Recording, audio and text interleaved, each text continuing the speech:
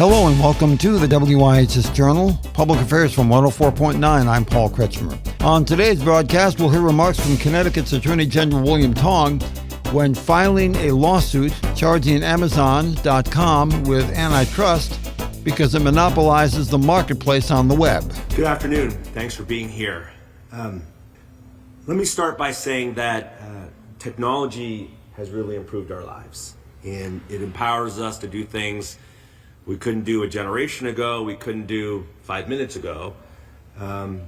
We get to go places we couldn't go before, access information like never before, and buy things, almost everything we want, in an instant. But many of us are concerned that technology is increasingly dominant in our lives. You only have to talk to the parents who have teenagers and how dominant it is. And almost everything we do is through this device or devices like it.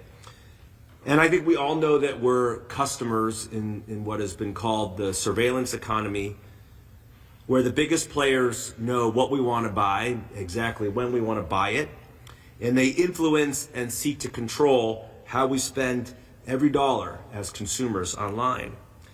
And the biggest of the big players use their monopoly power to dominate the marketplace, to punish and shut down competitors so that they're the only option, not just one-stop shopping, but the only stop for all of us as consumers.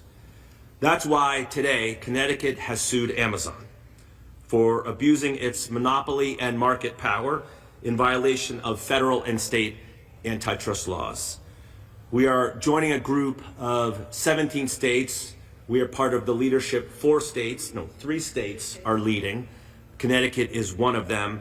And we're joining with the Federal Trade Commission on a bipartisan basis, Democrats and Republicans coming together, as we did just recently in our case against Google, an antitrust case that's now being tried. It's at trial now, and the Department of Justice has its own case against Google that it is trying alongside us. Let me say, before I go into the details about our case against Amazon, let me just first say I love Amazon. I'm on it, I think, almost every day. I'll probably be on it when I get in the car after this press conference. It's easy, it's quick, it's convenient, and in most cases I feel like I'm getting a good price.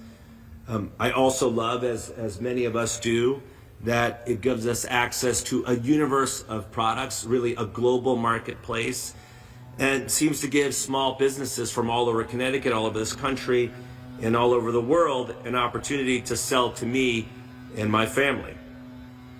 But this is why we're suing Amazon. Just because Amazon is great and in many ways wonderful and convenient doesn't mean Amazon can break the law.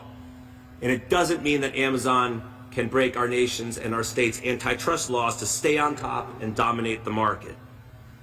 Because what we have discovered after a very exhaustive investigation, thousands and thousands of documents working with the Federal Trade Commission, is that Amazon's dominance and all that we love about Amazon comes at a huge cost to consumers and small businesses. Now, I know that everyone across Connecticut almost knows what I'm talking about, right?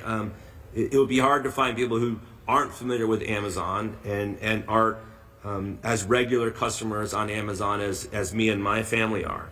And so everybody knows that Amazon, through Prime, has built an unprecedented marketing, fulfillment, and delivery system.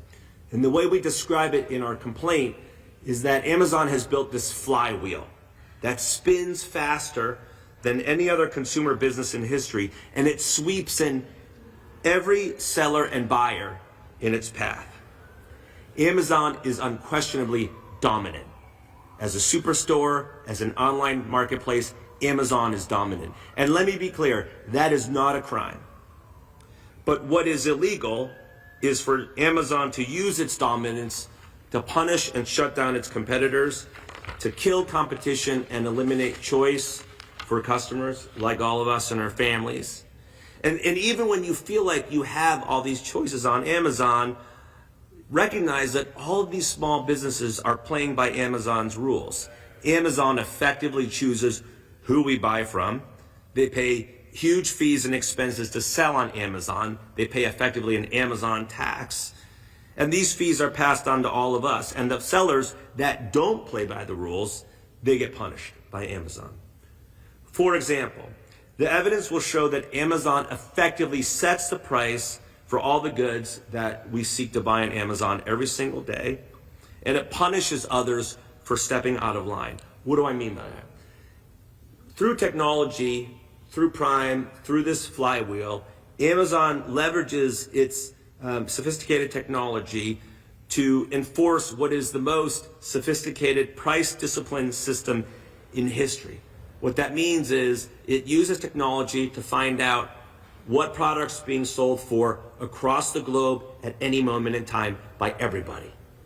Right? Amazon knows what products are being sold for by every other reseller and competitor out there. And if you're a competitor that dares to challenge Amazon and undercut Amazon, Amazon can immediately undercut you and punish you for doing that. Importantly, though, it's not just its competitors that Amazon can go after and try to shut down.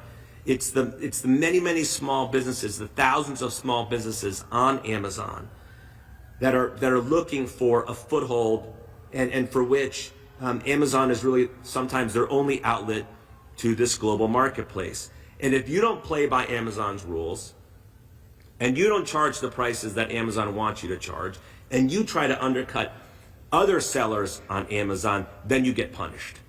Then you get punished by this price discipline system. And what that means for small businesses is you may still be on Amazon, but you're not at the top of the search results, you don't get Prime, or you don't get that buy now button, right? That all of us, it's so convenient.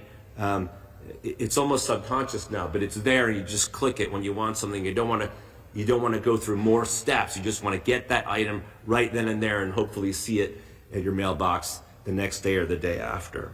The other way that Amazon leverages its market power is that it uses Prime as a competitive weapon. So the sellers on Amazon have to play by the rules to get Prime. Prime, of course, we all recognize, is that preferred sales and fulfillment designation. That means you'll get your products quickly, free shipping, right? And I think most people know who use Amazon are Prime members. So what's behind Prime is not just this designation, which gets you top billing and preferred treatment and that free shipping, but it also gives you access to the most sophisticated and the fastest product fulfillment system ever. And if you don't have Prime, right, your chances of selling on Amazon are greatly reduced. And if you don't participate in this fulfillment system, you get punished by Amazon. So at the end of the day, there are real costs. There's this huge Amazon tax that sellers must pay to be on Amazon, to be Prime sellers, to participate in the most sophisticated fulfillment system in history. They have to pay this tax to be part of not just the nation's, but the world's dominant online superstore and marketplace. And we only see the sellers that pay this tax, that play by Amazon's rules. And among those sellers, we are influenced to buy only from those that do everything that Amazon tells them to do and pay whatever Amazon tells them to pay.